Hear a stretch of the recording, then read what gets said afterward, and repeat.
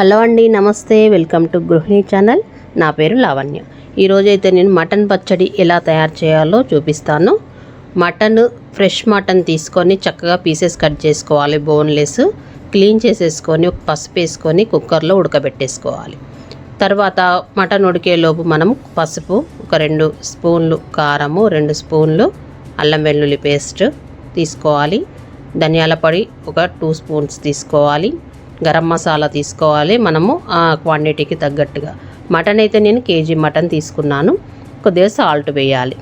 తర్వాతకి మనం కళాయి పెట్టేసుకొని కొద్దిగా ఆయిల్ ఎక్కువనే పడుతుందండి, ఆయిల్ వేసుకోవాలి. ఆయిల్ వేడెక్కాక ఈ హాఫ్ బాయిల్ చేసుకున్నటువంటి మటన్ ఉంది కదా, ఇది ఎక్కువ బాగా మెత్తగా చేసుకోకూడదు, కొద్దిగా హాఫ్ బాయిల్ లాగా చేసుకోవాలి. ఈ పీసెస్ని తీసేసి ఆ వాటర్ మొత్తం రాకుండా మనం వంచేసుకొని మనము ఈ ఆయిల్లో వేసేసుకొని వేయించుకోవాలి.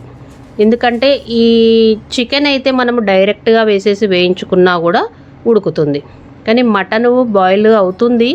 కానీ మనకి దీంట్లో వేయించిన కొద్దిసేపు బాయిల్ అవి తర్వాతకి ఎండింగ్ వరకు ఉండేసరికి మళ్ళీ గట్టిగా అయిపోతుంది మటన్. మనం తర్వాత పచ్చడి తయారైన తర్వాత తినడానికి ఇబ్బంది పడాల్సి ఉంటుంది. కాబట్టి హాఫ్ బాయిల్ చేసుకొని మనము వేయించుకోవాలి.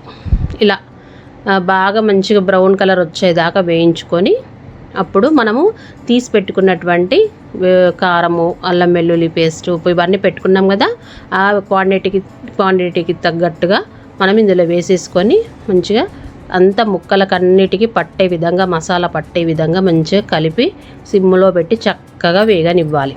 చూసారా, ఇట్లా దగ్గరికి వేగాక కొద్దిగా మెంతిపిండి వేసుకోవాలి. మెంతిపిండి మంచి ఫ్లేవర్ ఇస్తుంది. మనం ఎటువంటి పచ్చళ్ళలోనైనా మెంతిపిండి వేసుకోవాలి, మంచి సువాసన వస్తుంది. 3 నిమ్మకాయలు రసం పిండి పోసాను. కేజీ మటన్కి క్వాంటిటీ చెప్తున్నాను నేను. ఈ నిమ్మరసం మొత్తము ఎగిరిపోవాలి. తర్వాతకి లాస్ట్కి ఫ్రై లాగా కావాలి దాంట్లోనే. చూసారా, మటన్లో ఉన్నటువంటి వాటర్ వెళ్ళిపోయి మనం స్టార్టింగ్ వేసినటువంటి ఆయిల్ బయటికి రావాలి. అయిపోయిందండి, మంచి ఫ్రై లాగా ఉండేటువంటి మటన్ పచ్చడి. చూసారా, అసలు ఒక 1 మంత్ అయినా కూడా ఖరాబ్ కాదు, చాలా టేస్టీగా ఉంటుంది. మీరు కూడా ఇలా ట్రై చేసి చూడండి. టేస్టీ మటన్ పచ్చడి. ఈ వీడియో మీకు నచ్చినట్లయితే షేర్ చేయండి, లైక్ చేయండి, సబ్స్క్రైబ్ చేయండి గృహిణి ఛానల్.